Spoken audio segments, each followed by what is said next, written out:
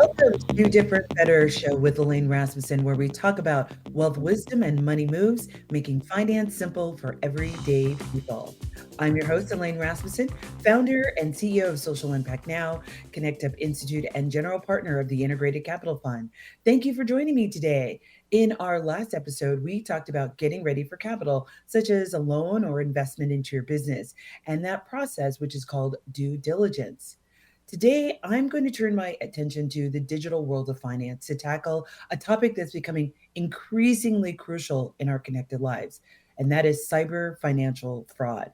I'll talk about what it is, I'll share my own personal experiences, how it happens, and what you can do to protect yourself not only before it happens, but after it happens to you.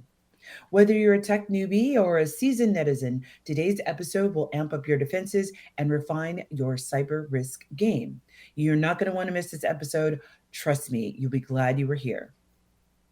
So, whether you're managing personal finances or you're a small business, the threat of cyber financial fraud is bigger and badder than ever. I just watched this movie called The Beekeeper. If you haven't seen it, please do. It's amazing. It's with Felicia Rashad and Jason Statham, but it's all talking about cyber hacking, particularly with individuals and how it is big business. It's no longer just a matter of receiving the occasional scam email. Now it's about dealing with intricate schemes that could shake your financial security in an instant. Cyber fraud, in simple terms, involves very deceptive practices that exploit the internet, the emails, software, your personal vulnerabilities around money and around the internet and your insecurities, and they use it to steal money from individuals and businesses. The digital age has brought convenience, but also a wave of very sophisticated crimes and scams aimed at siphoning your hard earned money. So, let's break down a few types of cyber fraud that are really prevalent today. First up, we have phishing. And we might know the phishing, and this kind of goes back to even the 80s, right? I remember when phishing first came out in the 80s, and people were like, what's phishing? And why do we call it phishing? But it really is kind of like phishing, Fishing, but it's spelled Phising. But it's really about baiting and hooking a person and bringing them in, right? So, this is when you receive an email that pretends to be from a legitimate source like your bank or a well known company like Target. I think last week I got three from PayPal that weren't really from PayPal, but it is actually a scammer trying to steal your personal information to get into your banking accounts or other financial accounts. Next is malware. This involves software being installed on your device without your knowledge. That can come through what's called a virus, meaning it can travel on an email. So think about an elephant, that could be an email, and you think about a tick or a fly that's on the back of the elephant.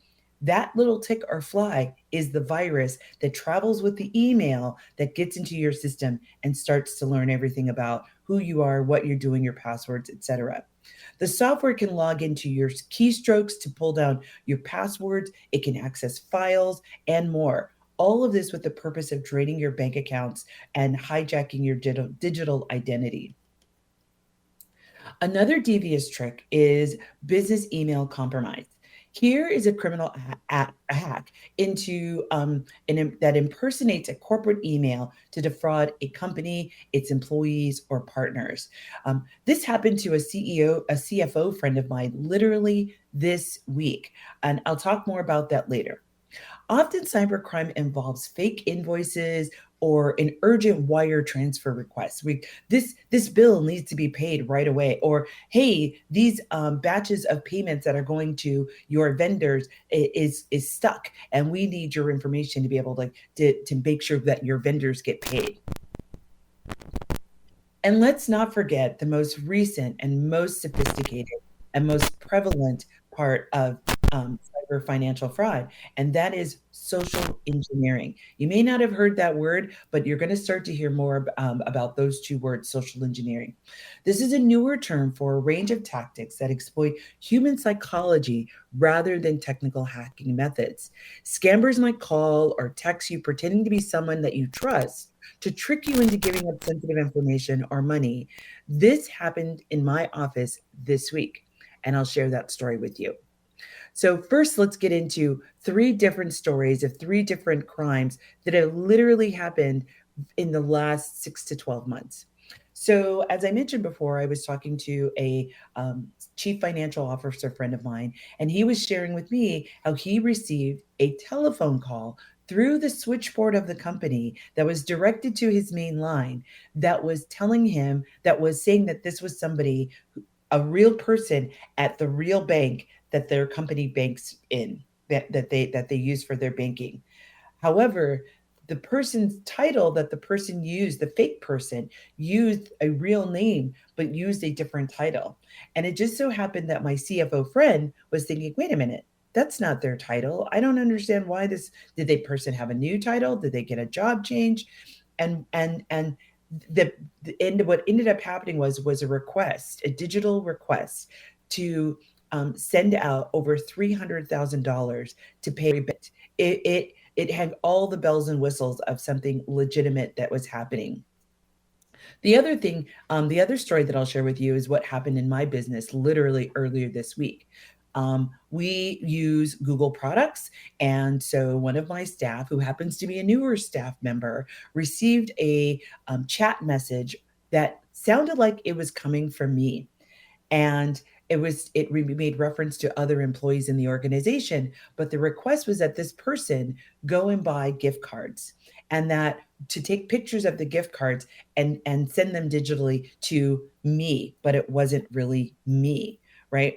What really made it suspicious, this was as this person was getting ready for work, and this person was actually going to go and buy these gift cards. They were a new employee. They didn't know if this was an odd request or not. It actually was. I would never ask my employees to go buy gift cards, particularly not with their own money. And when the person came into work, they decided they were going to go and get the gift cards later. So they came into the office. I had come into the office, and while I was sitting there in the office, this person was receiving messages from me. And so that's when the person said, "Are you sending me chat messages?" And I said, "No, I'm not sending you chat messages." And so this is another instance of just how prevalent and how easy these things can happen. And then finally, I'll share this last story, which is also very personal to me. My mother last year got scammed out of $1,800. Somebody claiming that this person had been vying to have a relationship with my mom. And this is another thing that happens, particularly with vulnerable people as they get older. And my mom was, "Oh, I want you to meet this person. They're coming into town. I've been talking to this person for a really long time. We're pursuing a relationship."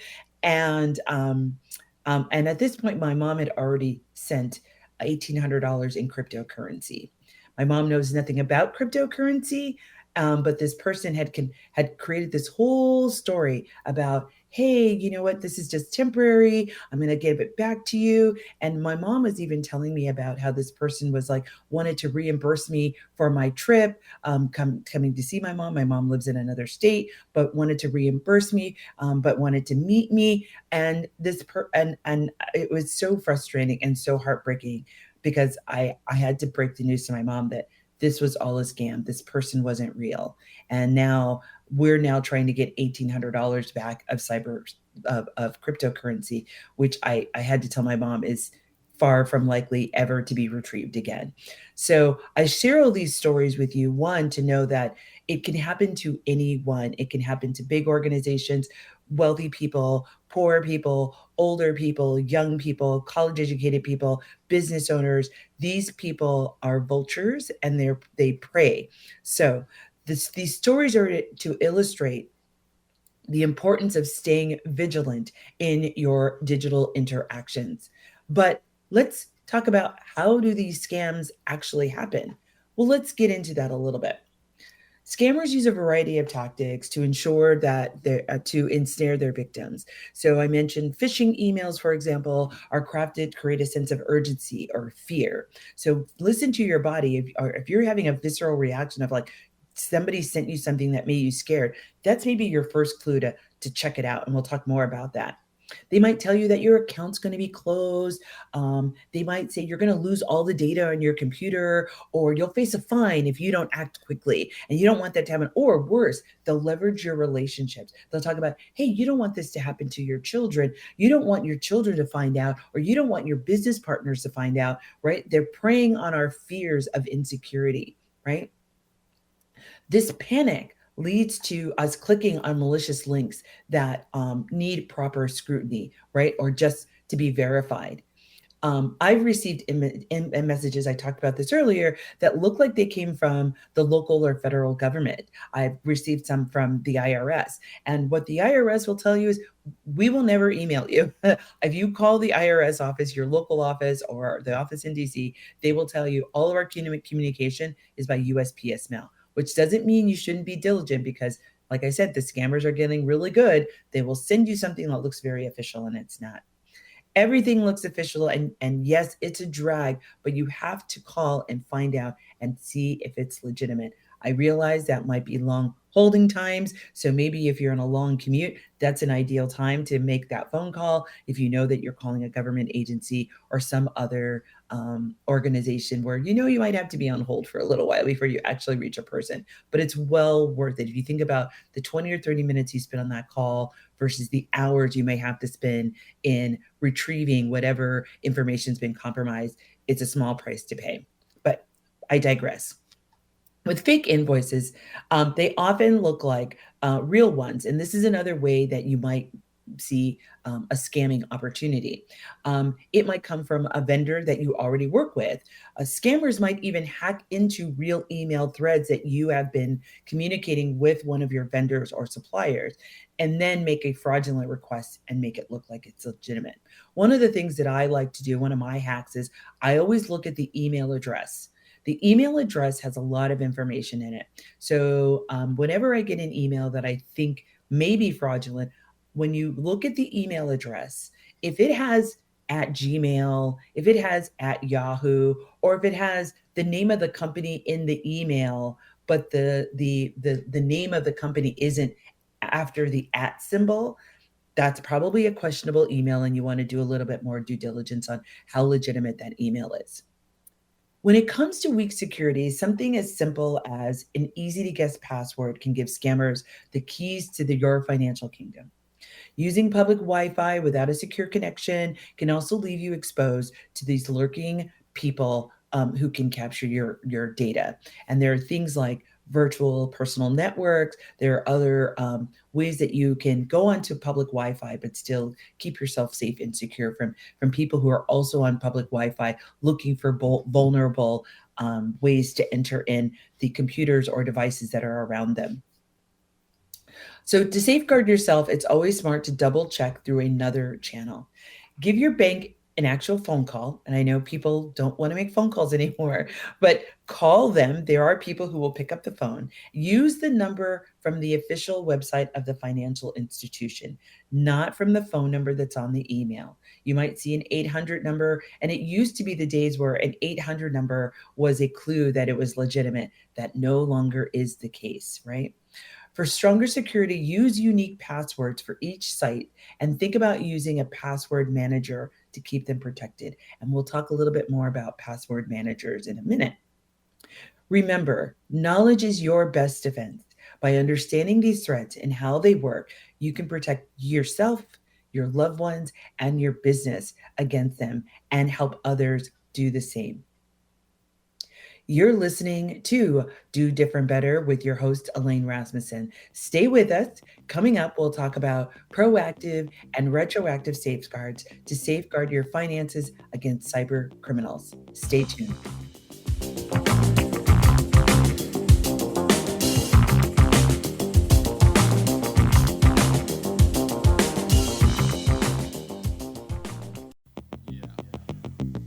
Welcome back to Do Different Better. I'm your host, Elaine Rasmussen.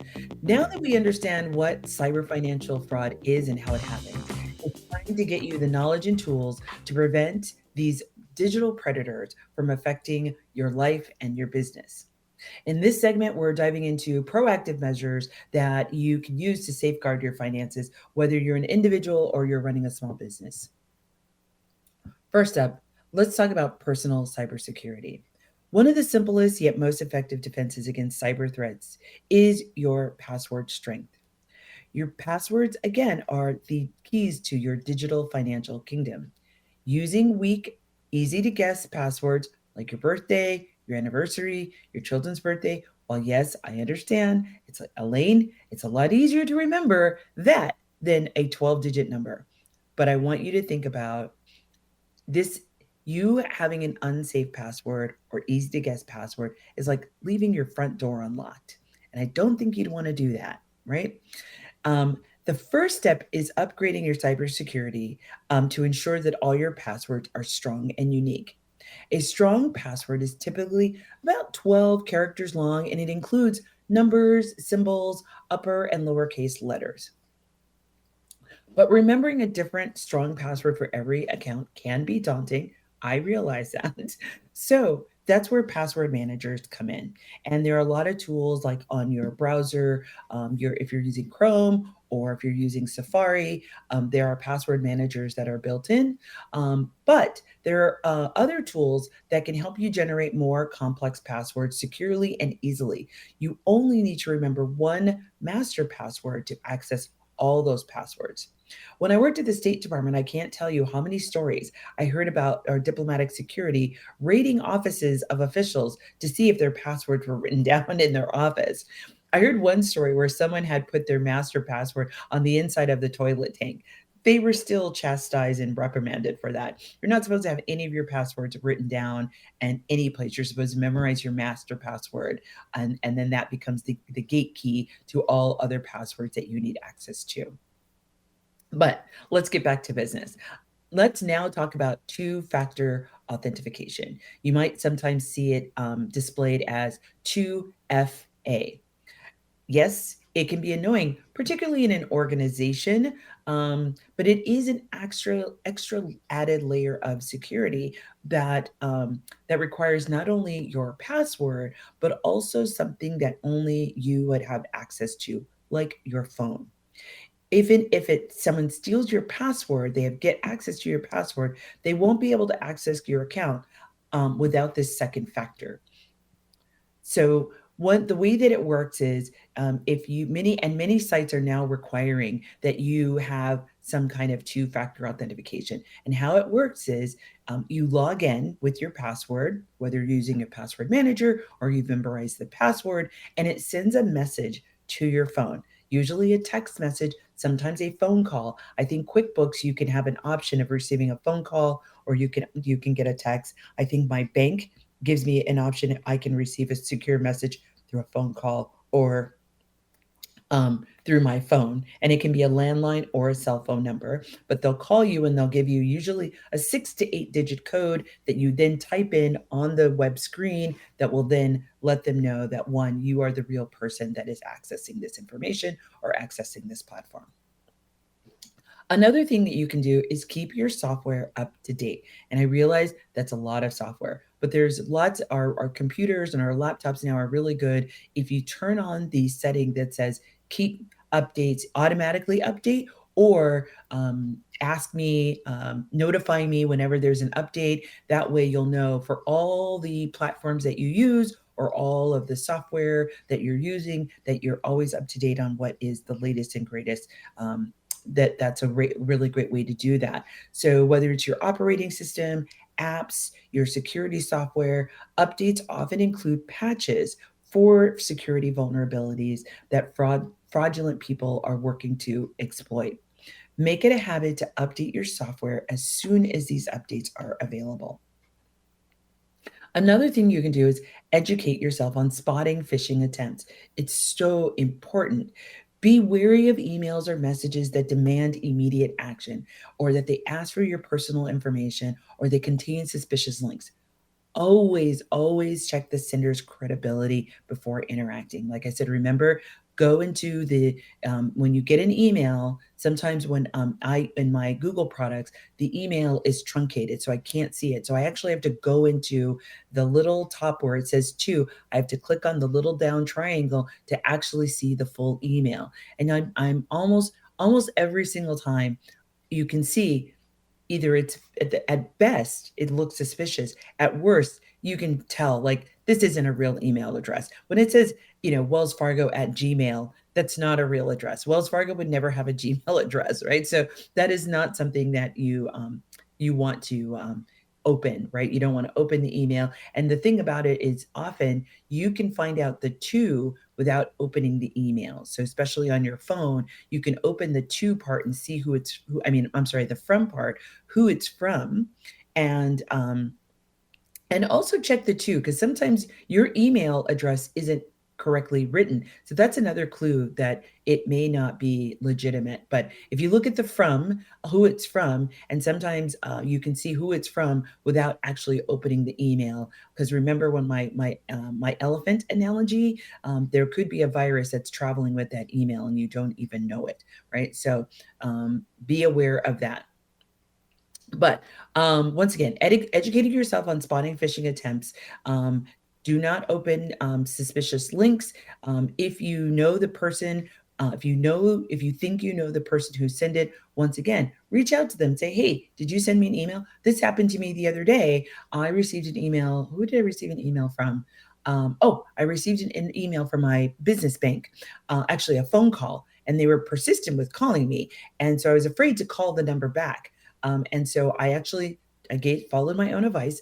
I called the bank directly, got in touch with their fraud department, and it just so happened they actually were trying to reach me. The fraud department was actually trying to reach me, and they had said we've received this feedback before that it seemed like it was suspicious, but I was just glad I checked it out. It took me literally a minute or two to be able to get a hold of a real person to find out that one, it was actually legitimate. But now I know for future when I get that call or I get that phone number that it's actually legitimate.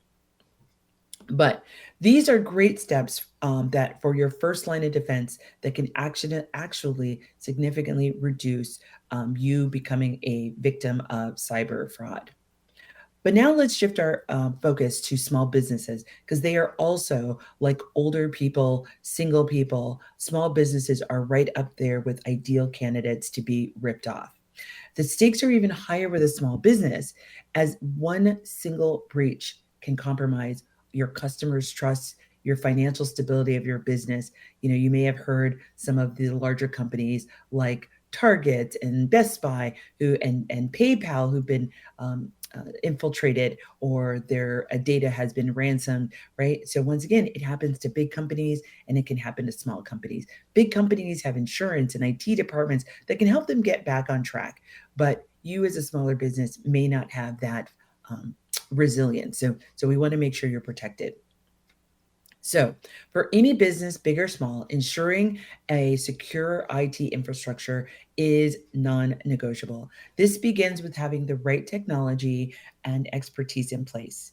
I get it. You may not be tech savvy. I'm not tech savvy, but consider hiring a cybersecurity expert. Sometimes this might even be a service that's available through your insurance, your business insurance. So find out if there are any value add or trainings or things like that that your insurance company can provide you in protecting your business.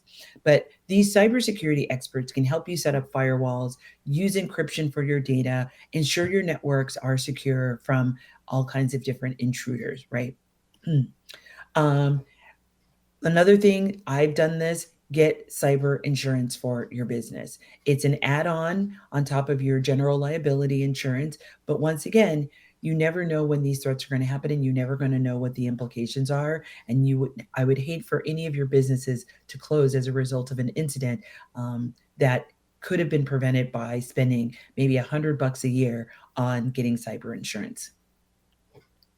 Another thing that I don't think we often talk about is financial controls, and they are just as important. Implementing strict controls and segregating duties ensures that no single person has control over all of your financial transactions. I really talk about this not only with small businesses, but with small nonprofits. For a long time, I worked at a nonprofit and we only had 4 employees. That's not a big staff, right? But in order to ensure to this advice that I'm giving you that there were some financial controls, one person opened up the mail, right? So in our mail, we would often receive checks from donors or from funders. And so one person was responsible for opening the mail and seeing the actual check. That person would give it to another person to create a deposit slip. That person would give it to another person to actually deposit the checks. So even that's three people, and even in a small organization, um, that gives you some financial control to know that not one person gets to control the entire process, which then mitigates fraud because it requires a higher level of collusion or people conspiring if they want to defraud the organization. Now, you might be saying, Elaine, I'm a solopreneur, I'm a one person shop. Understandable. But as your business grows, because I know your business will grow because you listen to the show, then this is when you're going to want to see how and where you might be able to delegate tasks. And maybe it's another employee who double checks what you do, you double check what they do. But as the company grows, you can start to dole out these responsibilities, right? Um, so, um, but what having these financial controls in your organization prevents fraud from taking place, and it also makes it hard for cyber criminals to manipulate any point of the financial process. So let's say some organizations might say any check over $2,000 needs to be signed by two people, even though the second person may not be a owner of the company or maybe have a senior leadership role. It's just that whole idea of if you have two people looking at something, it dramatically decreases the opportunity for fraud. So if it says, hey, any purchases over $2,000 or $5,000, two people have to sign off on it, or and purchases over $150,000 or $10,000, the owner has to sign off on, or the board chair has to sign off of. These are all ways that you can mitigate financial fraud happening in the organization. Finally, I'm going to talk about fostering a culture of security within your organization. This actually goes a long way. Now, I am not recommending or suggesting that you create a fear-mongering campaign around these things. But when security becomes a natural part of the business ethos, it's a part of the culture, employees taking ownership of their roles and protecting the business. Protecting the business also protects them and their employment. If you go out of business, they don't have a job. So making that correlation, I'll tell you another thing. We happen to have a front door that you are able to latch the front door with an Allen wrench key. And I happened to be traveling, and I came in on the following Monday, and it turned out our front door had been unlocked the whole entire weekend, right? I had a little panic attack that because our office is on a busy street. It's on a main corridor street right off of the light rail. And so it was like, huh, oh, okay, our doors were unlocked. My front door was unlocked the entire weekend. Nothing happened, which I'm very, very grateful for. But this whole idea of I had to send out a reminder to staff of like, here's the checklist if you are the last person in the building, right? Check the front door. Even if you're going out the back door, we have a front door and a back door. Even if you're going out the back door, come, don't, be sure to check the lock. But fostering, protecting, encouraging them to speak up about suspicious activity, making it a safe place and not punitive, but practicing safe online habits both in and out of the workplace and getting them to really think about these things and raising a flag. But there are lots of great resources online for IT security materials that you can adopt for your business. Remember, no business is immune from cyber threats. And finally, I want to share with you the goal is to not just to protect your business, but also build resilience against potential attacks. By taking some of these steps, you can empower your business to thrive in a digital age that is dominated by cyber threats. Up next, we're going to look at what do you do if the worst happens and you find yourself a victim of cyber financial fraud. Stay with us. You're listening to Do Different Better with your host, Elaine Rasmussen, and we've been talking about tools to protect you and your business from cyber threats. Up next, we'll look into what happens if the worst happens and find if you find yourself a victim of cyber financial fraud.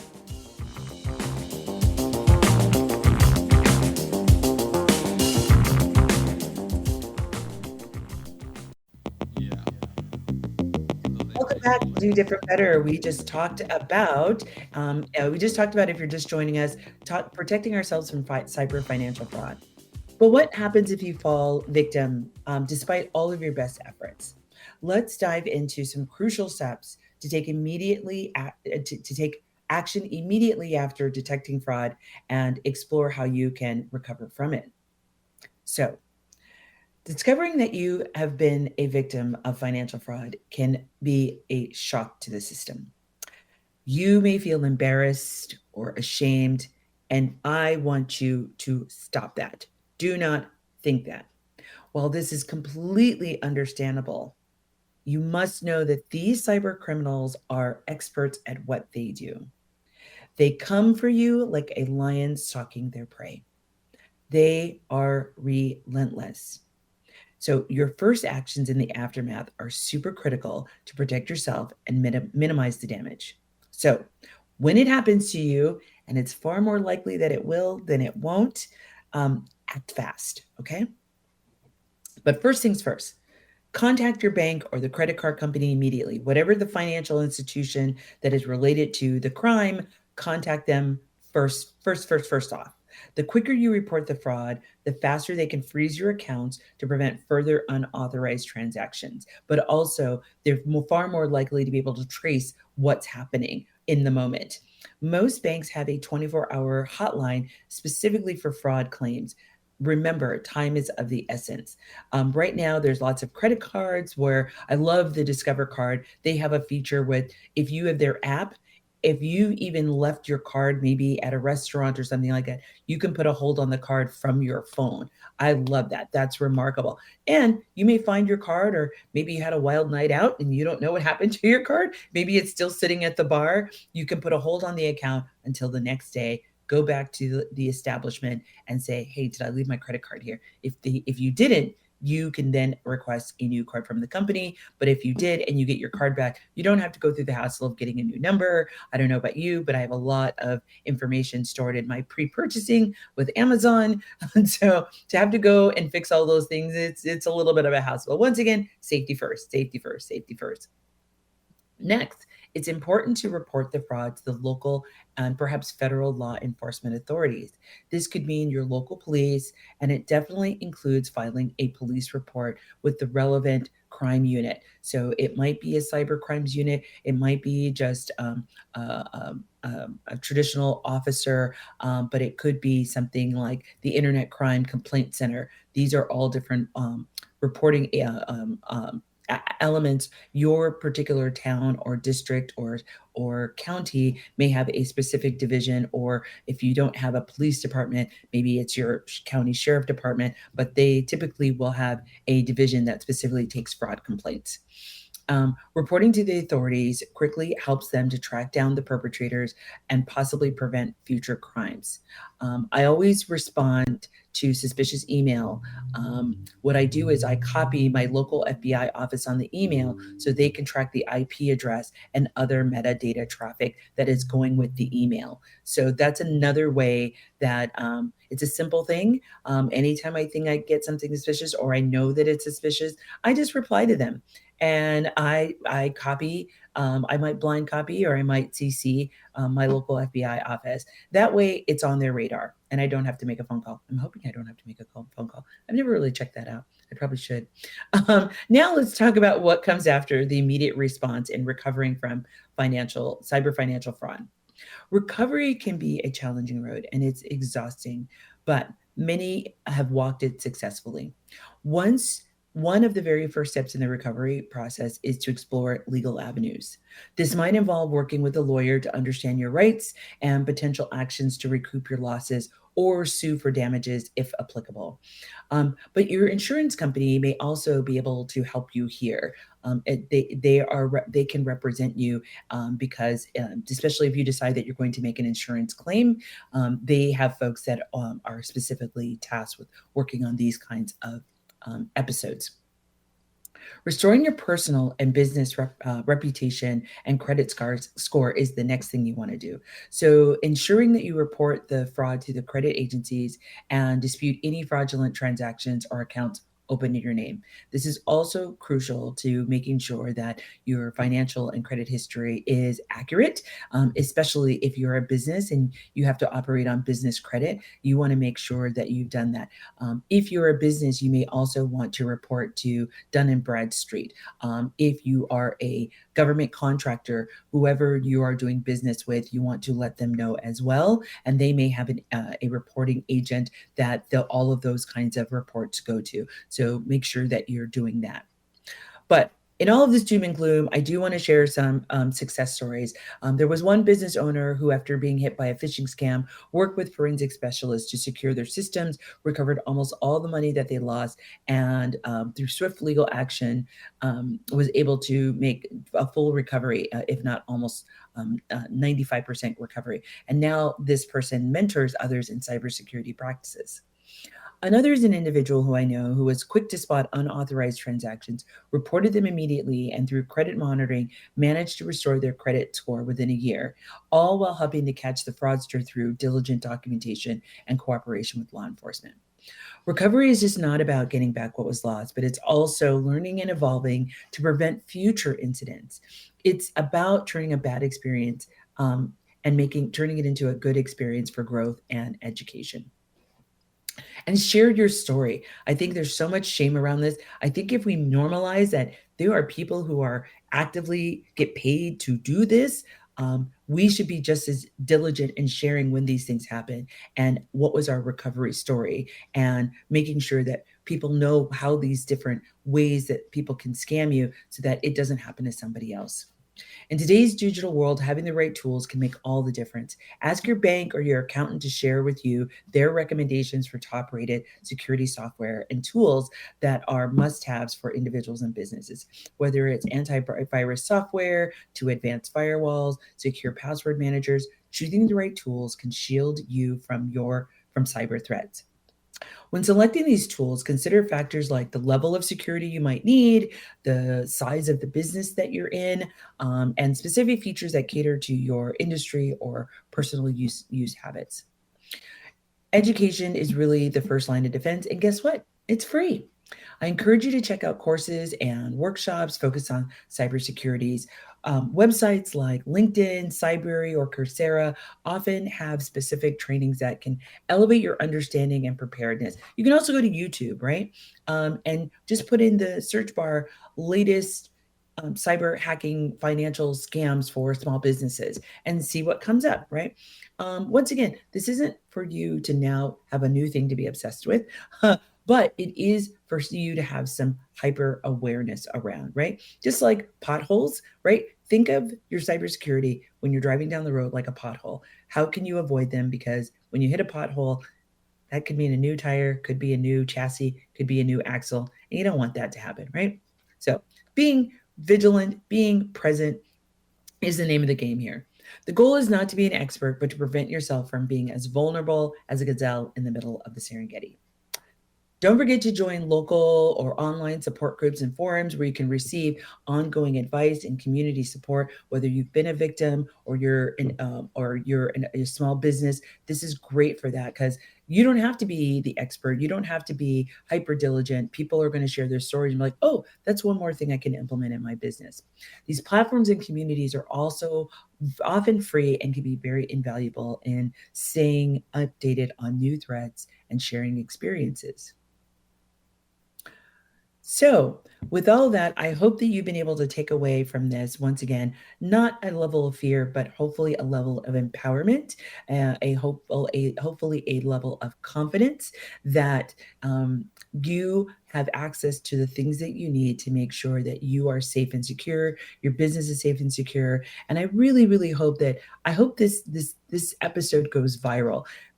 I'm telling you, people are not playing games out here in these streets. There was just an episode of John Oliver's show where he talked about there is human trafficking that is behind this industry of cyber fraud. People are being trafficked into places and spaces on the promises of work. These are developing countries and third world countries. People are looking to build a better life for themselves, are then trafficked into these companies that have grueling hours, that they are mandated to scam you, right? So I'm not saying that everybody is a good guy, but some of the people who are perpetrating these scams are in a not as good of a they're in a no better situation than you are. They are being beaten, they are being tortured for not hitting certain goals of how much money they have scammed from people. That's not all of them, but I want you to just be aware that there is a whole business behind these financial crimes. There are people, they're not in basements, they are in whole buildings, office buildings that look legitimate, that where they are perpetrating these activities, right? So we just want you to be, I want you to be, my heart of hearts, I want you, your families, your businesses to be financially safe, because this is a long, hard road if you become a victim. And if we can prevent that, that's what we want to have happen.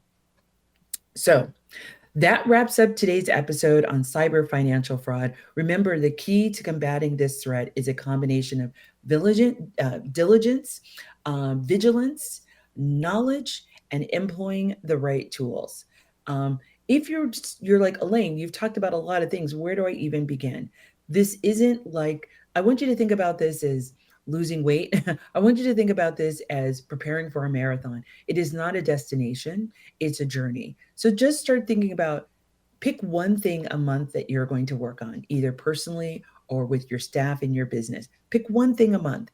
You can't do all the things, particularly for small businesses, with all the other things you have to do, right? You only have so much time in the day and you have only so much time in the month. And make it fun. Turn it around in your employees. Ask your employees in your team meeting, in your stand up, for people to share something that's happened to them where they have either been a victim of cyber fraud or they received something suspicious, and to talk about it with the group. That's one thing you can do. And what, once again, start to make a plan of like, what's one thing I can do every month? Can I'm going to make a call to my insurance company and find out what kind of protection I have. If I don't have protection, I'm going to find out how much the protection is. And then the next month, I'm actually going to make that purchase, right? So start to chip at it. What's the best way to eat an elephant? Is anybody eating elephants? I don't know. But the saying goes, the way to eat an elephant is one bite at a time. This Use that same approach. You can't get it all done all at once. So chip away at it, and that's what we mean by being vigilant, right? So take one task, one thing, one action that you're going to take every 30 days, and pretty soon you're going to be on a track of like, you're going to be like, it's going to be a regular thing for you. It's going to be a part of your mindset. It's going to be a part of your organizational culture, which is just going to make you, your family, your business safe. So join me in the next episode of Do Different Better. I'm your host, Elaine Rasmussen. Next time, I'll be talking about identifying your conscious and unconscious tapes around money. We're going to talk about money and values, and I've got some pretty exciting guests that are going to be coming up in future episodes. So I can't wait for you to hear their money story. I'm also going to provide you with some practical tips on how to align your values with your money, but I can't wait to see you next week, and I'll show you how to do different better. Let me know what you think of the show. We love comments. So tell us how the show helped you. If there's a money or finance question that you have, or there's something you want me to interview, or hit me up on Instagram or LinkedIn. And don't forget to hit the subscribe button and follow us on our socials. I'll see you next time.